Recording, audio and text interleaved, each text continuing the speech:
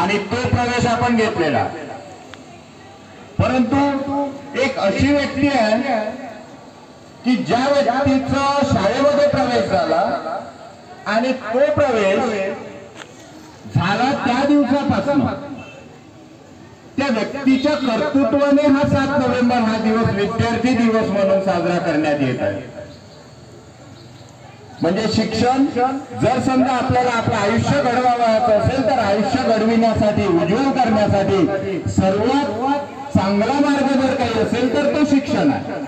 म्हणजे शिक्षणाच्या माध्यमातून आयुष्य घडविण्याचा मार्ग जातो हे जगाला पटवून देणारे जगद्विख्यात महामानव डॉक्टर बाबासाहेब आंबेडकर यांचा 7 नोव्हेंबर या दिवशी साताऱ्यातील प्रतापसिंग हायस्कूल मध्ये दिवस डॉक्टर बाबासाहेब आंबेडकरांचा हा शाळा प्रवेश दिवस असल्यामुळं आपण विद्यार्थी दिवस म्हणून आपण आपल्या विद्यालयामध्ये साजरा करीत आहोत।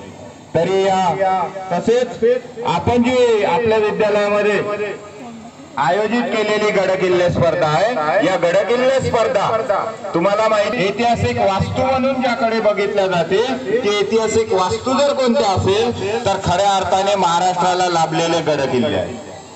कोणाला माहिती आहे छत्रपती शिवाजी महाराज होते नव्हते, काय आहे काय नाही, आपण बघितले का शिवाजी महाराजांना? नाही बघितलं। 400च्या वर गडकिल्ले आजही आपल्या डोळ्यासमोर आहे आणि ते 350 वर्ष झाल्यानंतर सुद्धाही ते जशानी तसे काय असले तरी परंतु ते ठाण मांडून म्हणून आजच्या कार्यक्रमाला उपस्थित मान्यवर तसेच आजच्या कार्यक्रमाचे अध्यक्ष श्री योगेश भाऊ खोडे व उपस्थित सर्व मान्यवर मंडळींना विनंती करतो की ते महामानव डॉक्टर बाबासाहेब आंबेडकर शिवाजी महाराज यांच्या प्रतिमेचे पूजन माल्यार्पण करून पूजन करतील।